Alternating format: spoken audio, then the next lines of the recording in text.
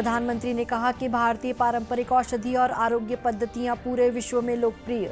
विश्व स्वास्थ्य संगठन और भारत सरकार के बीच हुआ MOU।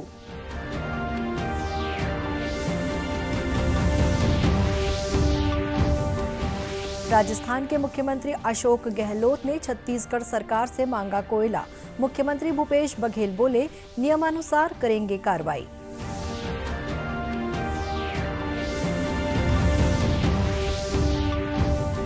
खैरागढ़ उपचुनाव के लिए राजनीतिक सरगर्मी तेज। भाजपा और कांग्रेस ने जारी की स्टार प्रचारकों की सूची।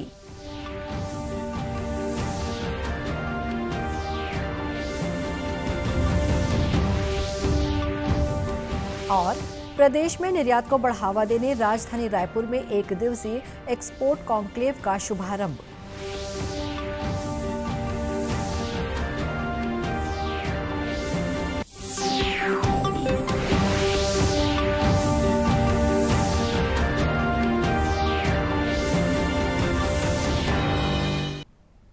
नमस्कार, आप देख रहे हैं दूरदर्शन समाचार। मैं हूं शुभ्रा भट्टाचार्य। अब समाचार विस्तार से। प्रधानमंत्री नरेंद्र मोदी ने कहा है कि देश को अत्याधुनिक पारंपरिक औषधि वैश्विक केंद्र बनने पर गर्व है। श्री मोदी ने अपने ट्वीट संदेशों में कहा कि भारतीय पारंपरिक औषधि और आरोग्य पद्धतियां पूरे विश्व में लोकप्रिय हैं। उन्होंने कहा कि विश्व स्वास्थ्य संगठन का ये केंद्र स्वास्थ्य और आरोग्य को बढ़ावा देगा। आयुष मंत्रालय ने विश्व स्वास्थ्य संगठन के साथ गुजरात के जामनगर में पारंपरिक औषधि वैश्विक केंद्र की स्थापना के लिए समझौते पर हस्ताक्षर किए हैं। एक अन्य ट्वीट में प्रधानमंत्री ने दोहा में योग कक्षाएं आयोजित करने के लिए भारतीय दूतावास की सराहना की। उन्होंने कहा कि योग स्वास्थ्य और आरोग्य के संदर्भ में पूरे विश्व को एकजुट कर रहा है। विश्व स्वास्थ्य संगठन और भारत सरकार ने गुजरात के जामनगर में विश्व स्वास्थ्य संगठन पारंपरिक औषधि वैश्विक केंद्र स्थापित करने के समझौते पर हस्ताक्षर किए हैं।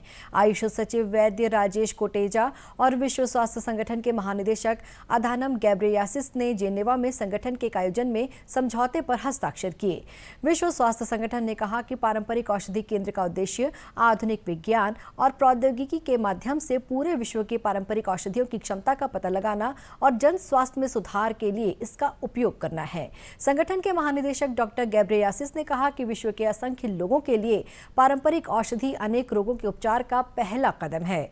उन्होंने कहा कि सभी लोगों के लिए सुरक्षित और प्रभावी उपचार सुनिश्चित करना विश्व स्वास्थ्य संगठन का मिशन है। उन्होंने इस दिशा में भारत सरकार के सहयोग की भी सराहना की। कोयला संकट से जूझ रहे राजस्थान के मुख्यमंत्री अशोक गहलोत शुक्रवार को रायपुर पहुंचे, जहां उन्होंने छत्तीसगढ़ के मुख्यमंत्री भूपेश बघेल से मुलाकात की। इस दौरान श्री गहलोत ने भारत सरकार द्वारा आवंटित कोयला खदान में खनन की अनुमति देने का आग्रह किया। इसके बाद मुख्यमंत्री भूपेश बघेल ने कहा कि राजस्थान को भारत सरकार द्वारा आवंटित कोयला खदान के संबंध में पर्यावरण और स्थानीय लोगों के हितों को ध्यान में रखते हुए नियमानुसार कार्रवाई की जाएगी। राजस्थान के मुख्यमंत्री ने कोयला खदानों के संचालन और राजस्थान के जल्द कोयले की आपूर्ति के संबंध में कार्रवाई करने का अनुरोध किया। श्री गहलोत ने कहा कि राजस्थान के लोगों की तरफ से वे बड़ी उम्मीद लेकर आए हैं। उन्होंने कहा कि राजस्थान संकट में है और चिंतित भी है कि आने वाले समय में क्या होगा। यदि छत्तीसगढ़ से मदद नहीं मिलती है तो राजस्थान में ब्लैकआउट की स्थिति बन जाएगी, इसलिए उन्हें खुद यहां आना पड़ा है। उन्होंने बताया कि राजस्थान में कोयले की कमी के कारण गंभीर बिजली संकट पैदा हो गया है। यदि छत्तीसगढ़ से मदद नहीं मिलती तो राजस्थान में 4,500 मेगावाट क्षमता के प्लांट बंद हो जाएंगे। छत्तीसगढ़ के मुख्यमंत्री भूपेश बघेल ने कहा कि राजस्थान को जो कोल ब्लॉक आवंटित हुआ है उस पर विधिवत काम किया जा रहा है। इस प्रक्रिया में समय लगता है। खदान आवंटन के बाद पर्यावरण की स्वीकृति के साथ भारत सरकार और राज्य सरकार की गाइडलाइन पूरा करना होता है। पर्यावरण और स्थानीय लोगों के हितों का भी ध्यान रखना पड़ता है। राज्य सरकार ने पर्यावरण और स्थानीय लोगों के हितों से कभी समझौता नहीं किया। इन विषयों को लेकर राज्य सरकार हमेशा गंभीर रही है। इस पूरे प्रकरण में पर्यावरण, स्थानीय लोगों के हितों और क्षेत्र के विकास को ध्यान में रखकर नियमानुसार कार्रवाई की जाएगी। इसकी प्रक्रिया प्रगति पर है। नियमानुसार ही खदानों का संचालन किया जाएगा। इसमें कोई समझौता नहीं किया जाएगा। खैरागढ़ उपचुनाव के लिए 12 अप्रैल को मतदान होगा। प्रत्याशियों की नाम वापसी के लिए 28 मार्च तक का समय निर्धारित किया गया है। उसके बाद वैध प्रत्याशियों को चुनाव चिन्ह आवंटित कर दिया जाएगा। खैरागढ़ उपचुनाव का परिणाम 16 अप्रैल को मतगणना के बाद जारी किया जाएगा। यहां होने वाले उपचुनाव में भाजपा, कांग्रेस और जोगी कांग्रेस ने अपने प्रत्याशियों के नाम घोषित कर दिए हैं। भाजपा की ओर से कोमल जंघेल, कांग्रेस से यशोदा वर्मा तथा जेसीसीजे ने नरेंद्र सोनी को अपना प्रत्याशी घोषित किया है। खैरागढ़ में चुनावी गतिविधियां तेज हो गई हैं। भारतीय जनता पार्टी ने चुनाव प्रचार के लिए स्टार प्रचारकों की सूची जारी कर दी है, जिसमें मध्य प्रदेश के मुख्यमंत्री शिवराज सिंह चौहान, केंद्रीय मंत्री ज्योतिरादित्य सिंधिया समेत भाजपा के कुल 40 नेताओं के नाम शामिल हैं। इसी तरह कांग्रेस के स्टार प्रचारकों में मुख्यमंत्री भूपेश बघेल, प्रदेश प्रभारी पीएल पुनिया, प्रदेश कांग्रेस अध्यक्ष मोहन मरकाम समेत 27 नेताओं के नाम शामिल हैं। प्रदेश के वाणिज्य एवं उद्योग मंत्री कवासी लखमा ने राजधानी रायपुर के निजी होटल में federation of Indian export organisation द्वारा आयोजित एक्सपोर्ट कॉन्क्लेव का शुभारंभ किया। कॉन्क्लेव में छत्तीसगढ़ से निर्यात को दोगुना करने के संबंध में रणनीति पर विशेषज्ञों द्वारा विचार विमर्श किया जाएगा। इसके साथ ही व्यापारिक एवं वाणिज्यिक समूहों के प्रतिनिधियों को उत्पादों के वितरण और निर्यात बढ़ाने के संबंध में आवश्यक जानकारी दी जाएगी। फेडरेशन ऑफ इंडियन एक्सपोर्ट के एमडी अजय सहाय ने बताया कि केंद्र और राज्य के सहयोग से निर्यात को काफी बढ़ावा मिल रहा है। इससे उद्योगों को भी लाभ मिल रहा है।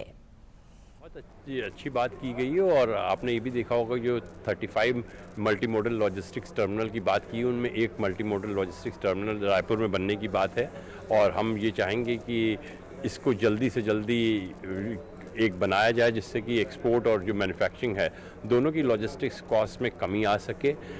हमने ये भी देखा है कि इस बार बजट में 100 कार्गो टर्मिनल बनाने की बात हुई है और ये टर्मिनल जो हैं मेरे को लगता है अगले 3 से 5 साल बनेंगे और कुछ टर्मिनल जरूर छत्तीसगढ़ में मिलेंगे। एक बहुत अच्छी बात ये हुई कि आज की डेट में भारत का जो भी निर्यात अच्छा चल रहा है उसमें राज्य और केंद्र दोनों के बीच में बहुत अच्छा समावेश है, जिसके कारण ये हो रहा है। और जो भी स्टेट की जो भी चुनौतियां हैं उनको इस सम्मेलन में अगर वो आती हैं तो उनको हम जरूर केंद्र सरकार के साथ भी लेंगे। प्रदेश के उद्योग मंत्री कवासी लखमा ने कहा कि राज्य सरकार की नई उद्योग नीति के कारण उद्योगों को निर्यात के बेहतर अवसर मिल रहे हैं और छत्तीसगढ़ इस दिशा में तेजी से आगे बढ़ रहा है। कि सभी अधिकारी बोले 2 साल में छत्तीसगढ़ एक्सपोर्ट में बहुत आगे बढ़ा है। हमारा सरकार बन के 3 साल हुआ है। भूपेश बघेल के मार्गदर्शन में, भूपेश बघेल के काम में ये झलकती है कि कोई भी काम अगर भूपेश बघेल चुनता है और रुचि लेता है, उसी का परिणाम है 2 साल में छत्तीसगढ़ में एक्सपोर्ट में बहुत आगे बढ़ा है। इस अवसर पर अलग अलग विभागों की प्रदर्शनी का भी आयोजन किया गया है। कार्यक्रम में federation of Indian export organisation regional chairman Nand Kishore Kangliwal, vice president Khalid Khan सहित औद्योगिक, वाणिज्य और व्यापारिक प्रतिष्ठानों के प्रतिनिधि उपस्थित थे। नक्सल प्रभावित कोयलीबेड़ा क्षेत्र में खेल प्रतिभाओं को बढ़ावा देने के लिए शहीद गुंडादुर स्पोर्ट्स क्लब का गठन किया गया है। सीमा सुरक्षा बल ने स्थानीय खेल प्रतिभाओं को ध्यान में रखते हुए स्पोर्ट्स क्लब का गठन किया है। बीएसएफ चौथी वाहिनी के कमांडेंट देविंदर सिंह की इस अनूठी पहल से क्षेत्र के युवाओं में खासा उत्साह देखा जा रहा है। कमांडेंट देविंदर सिंह ने बताया कि अभाव में भी यहां के बच्चे बेहतर खेल का प्रदर्शन करते हैं। इसे देखते हुए हमने स्पोर्ट्स क्लब की स्थापना की है। आज चौथी वाहिनी द्वारा गुंडादुर स्पोर्ट्स क्लब का इनॉग्रेशन किया गया कोयलीबेड़ा में। यहाँ पे हमने रिसेंटली जो टूर्नामेंट्स करवाए थे वॉलीबॉल के और स्पोर्ट्स के, उसमें हमने पाया था कि जो जितनी भी विलेजेस की टीम्स आती हैं, काफ़ी टीम्स हमने आइडेंटिफाई की थी। उनका खेल तो अच्छा था लेकिन टीम्स वेल इक्विप्ड नहीं थी, उनके पास किट्स नहीं थी, उनके पास स्पोर्ट्स का सामान नहीं था। तो उसी के लिए हमने ये कॉन्सेप्ट लाए कि कोई ऐसा स्पोर्ट्स क्लब हो जहाँ पे वो सारी चीज़ें उनको अवेलेबल करवाई जाएं जिनकी उनको ज़रूरत हो। और जब भी कोई टूर्नामेंट होता है वो वेल इक्विप्ड आएँ, अपना पूरा प्रॉपर किट में आएँ और अच्छे से खेलें। तो उन्हीं चीज़ों के साथ हमने स्पोर्ट्स क्लब को इक्विप किया है। युवा खिलाड़ी गणेश दुग्गा ने बताया कि उन्हें बहुत खुशी है कि कोयलीबेड़ा में स्पोर्ट्स क्लब खोला जा रहा है। पहले हमें खेल की सुविधाएं नहीं मिलने के कारण तैयारी नहीं हो पाती थी, पर क्लब खुलने से बेहतर प्रदर्शन में सहायता मिलेगी। पहले तो स्पोर्ट क्लब यहाँ कोयलीबेड़ा में नहीं था, अब 4 व्हील बटालियन के द्वारा गुंडादुर क्लब स्पोर्ट कोयलीबेड़ा में खोला गया है। आज उद्घाटन हुआ तो हमें बहुत खुशी हो रही है।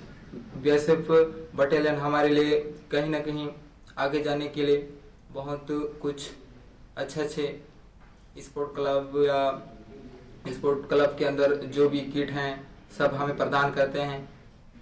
ऐसा मौका हमें पहले कभी गांव वालों को हुआ नहीं था। स्पोर्ट्स क्लब से युवा काफी उत्साहित हैं और वे इसकी मदद से खेल के क्षेत्र में कैरियर बनाने के लिए जुट गए हैं। अब कुछ खबरें जिलों से।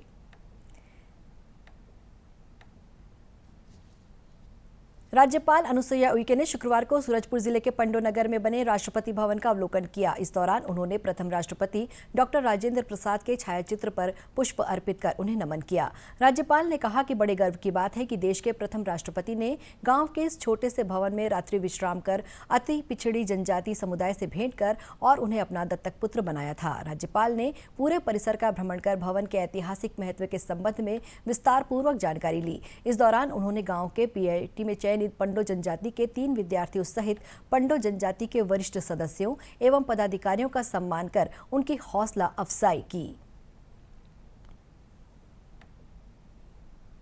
प्रदेश के ज्यादा से ज्यादा युवा देश सेवा की ओर अग्रसर हों, इसी उद्देश्य को लेकर जिला सैनिक कल्याण बोर्ड राजनांदगांव द्वारा कोचिंग की शुरुआत की गई है। इसके माध्यम से शारीरिक दक्षता बढ़ाने के लिए 2 अप्रैल से प्रशिक्षण शिविर शुरू किया जा रहा है।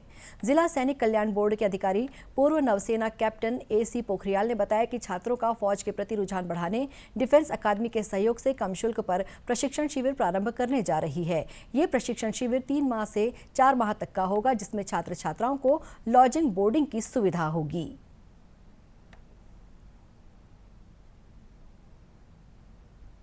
बीजापुर माड़ डिवीजन अंतर्गत इंद्रावती एरिया कमेटी के मिलिट्री प्लाटून नंबर 16 के डिप्टी कमांडर मीठू कश्यप ने ASP डॉक्टर पंकज शुक्ला के समक्ष आत्मसमर्पण किया।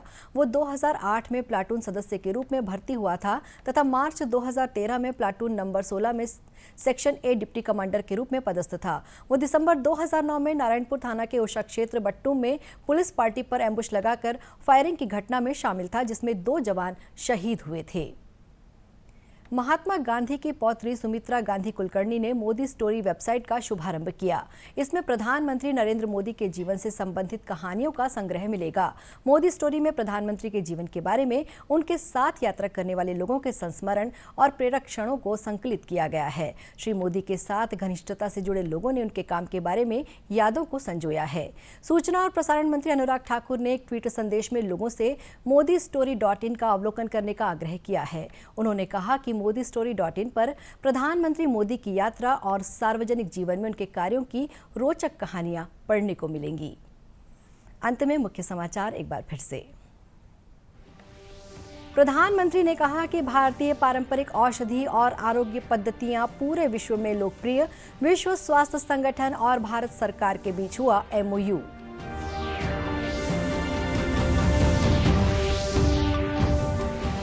राजस्थान के मुख्यमंत्री अशोक गहलोत ने छत्तीसगढ़ सरकार से मांगा कोयला। मुख्यमंत्री भूपेश बघेल बोले, नियमानुसार करेंगे कार्रवाई।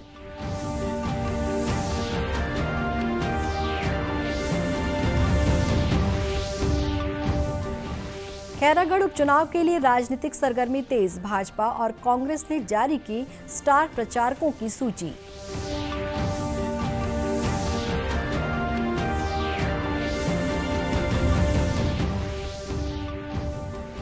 और प्रदेश में निर्यात को बढ़ावा देने राजधानी रायपुर में 1 दिवसीय एक्सपोर्ट कॉन्क्लेव का शुभारंभ।